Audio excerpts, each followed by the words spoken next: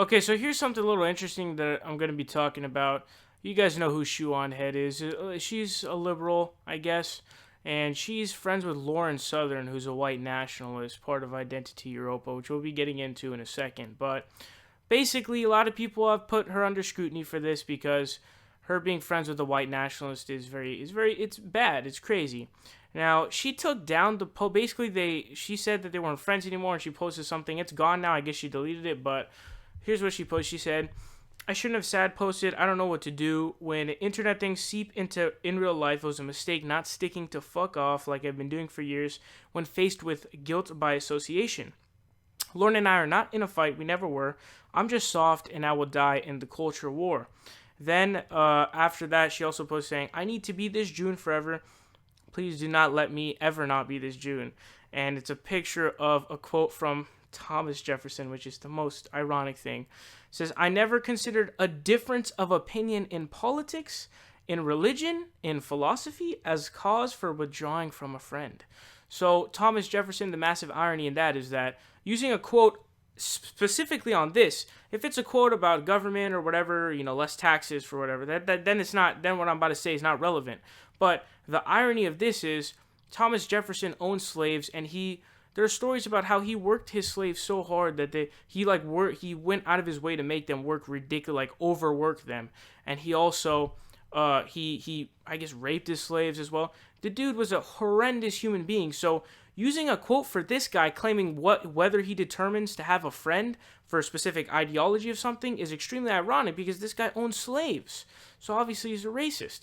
But here's the thing about this group called Identity Europa. So here's what they say on their own website. They say, while the SPLC and ADL may smear us as white supremacists, this is not the case. We are not supremacists because we do not believe that white people should rule over non-white people.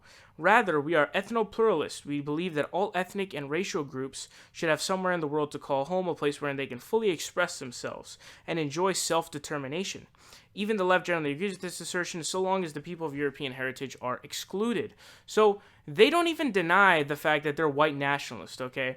Now, whether or not they're supremacists, they are supremacists because if you're in a country with all cultures, but you say, I want you guys to get out, I want all the other cultures to get out, you're saying that is because your culture and identity is better than the other people, which is supremacy. That is supremacy for white people and their culture. So it is supremacy. Don't get it mistaken. But using their own words, they're not even denying being white nationalists. So she's friends with the white nationalists. Now, here's what I want to talk about. I want to interject my opinion on this because I think that Thomas Jefferson's quote, regardless of how ironic it is, mostly I agree with that. However, I think that, if a liberal wants to be friends with Steven Crowder or whatever, that's fine. Ben Shapiro, whatever, be friends with them, that's fine, right?